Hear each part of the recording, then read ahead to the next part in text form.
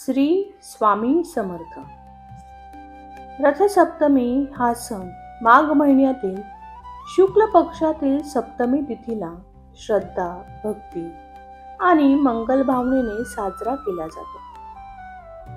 हा दिवस केवळ एक धार्मिक सण नसून तो निसर्ग, आरोग्य आणि जीवनशक्तीचा उत्सव मानला जातो. असे मानले जाते की या दिवशी सूर्यदेव आपल्या 7 घोड्यांच्या रथावर संपूर्ण तेजाने आकाश मार्गाने प्रवास सुरू करतात. हा प्रवास म्हणजे अंधारातून प्रकाशाकडे जाण्याचा, थंडीतून उष्णतेकडे वळण्याचा आणि जडतत्वातून नवचैतन्याकडे जाण्याचा संकेत. म्हणूनच रथसप्तमीचा दिवस आरोग्य, आयुष्य, तेज आणि सकारात्मक ऊर्जेचा प्रतीक मानला जातो. खूप वर्षापूर्वी यशोवर्मा नावाचा एक धार्मिक आणि न्यायप्रिय राजा होता. तो आपल्या प्रजेसाठी नेहमी योग्य निर्णय घेणारा, दानशूर आणि धर्मनिष्ठ होता. प्रजेच्या सुखातच त्याला आपले सुख वाटत असे. परंतु त्याच्या आयुष्यात एक मोठं दुःख होतं. राजा यशोवर्माला संतान नव्हते.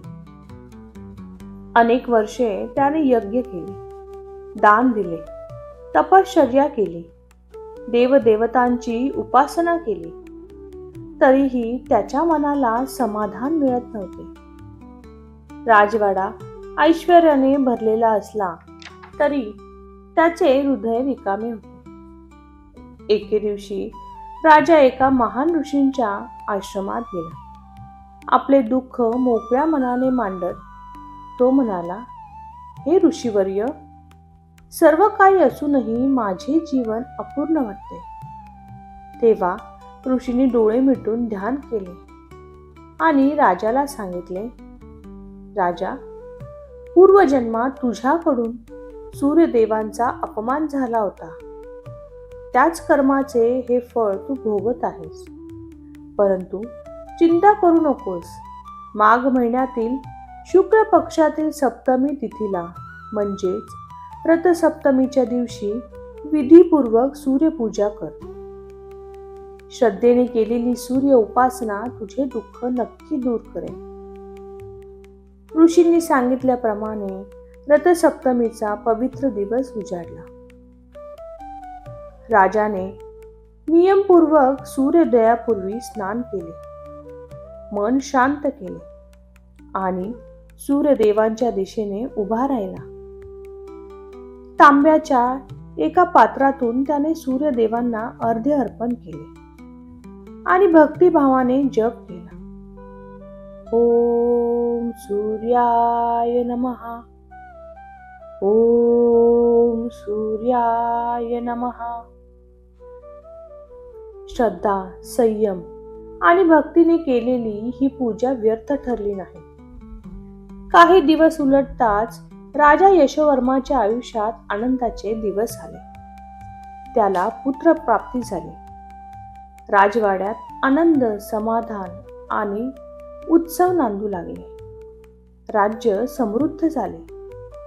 राजा सुखी झाला आणि त्याचे हृदय कृतज्ञतेने भरून आले. तेव्हापासून हा दिवस रथसप्तमी म्हणून संपूर्ण लोकांनी श्रद्धेने पूजायला सुरुवात केली. तेव्हापासून रथसप्तमीचे हे व्रत संतती, आरोग्य आणि दीर्घायुष्य देणारे मानले जाते. तसेच सूर्यदेवांच्या रथाचे प्रतिकात्मक महत्व आहे. सूर्यदेवांचा रथ केवळ एक कथा नाही, ती एक गूढ आणि खोल अर्थ असलेला प्रतीक आहे. त्या रथावरील 7 घोडे म्हणजे आठवड्याचे 7 दिवस, सूर्यप्रकाशाचे 7 रंग आणि मानवी शरीरातील 7 ऊर्जेचे केंद्र. सूर्य म्हणजे जीवनशक्ती आणि रथ म्हणजे काळाचा अखंड प्रवास. संपूर्ण सृष्टी या सूर्यदेव ऊर्जेवर चालते. रथ म्हणजे शरीर, 7 घोडे म्हणजे इंद्रिय, सारथी म्हणजे विवेक, सूर्य म्हणजे आत्मा.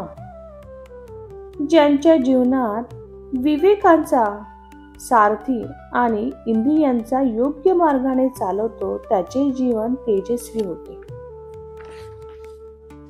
रथसप्तमी हे स्त्रियांसाठी अत्यंत महत्त्वाचे व्रत मानले जाते, कारण या दिवशी सूर्यदेवांचा रथ पूर्वेकडून प्रवास सुरू करतो असे शास्त्रात सांगितले आहे आणि त्यामुळे नवचैतन्य, आरोग्य व समृद्धीचा आरंभ होतो.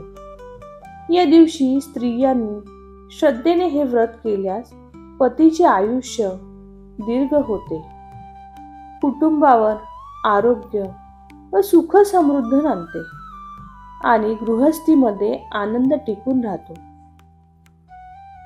म्हणूनच हे व्रत सौभाग्य व्रत म्हणून ओळखले जाते. सूर्य हा आरोग्य, तेज व ऊर्जेचा स्तोत्र असून जशी सूर्याची ऊर्जा संपूर्ण विश्वाला चालना देते, तशीच घर सांभाळणारी स्त्री ही घराची ऊर्जा असते.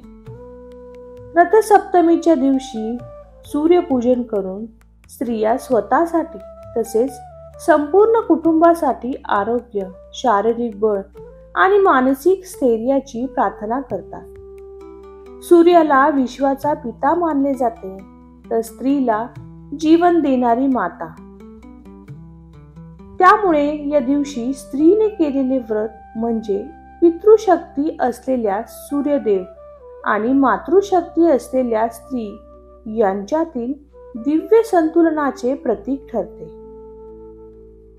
शास्त्रानुसार रथसप्तमीपासून सूर्याची उष्णता वाढू लागते आणि या काळात केलेले स्नान, पूजन व उपवास त्वचारोग, अशक्तपणा तसेच दीर्घकालीन आजारांपासून संरक्षण देतात असे मानले जाते.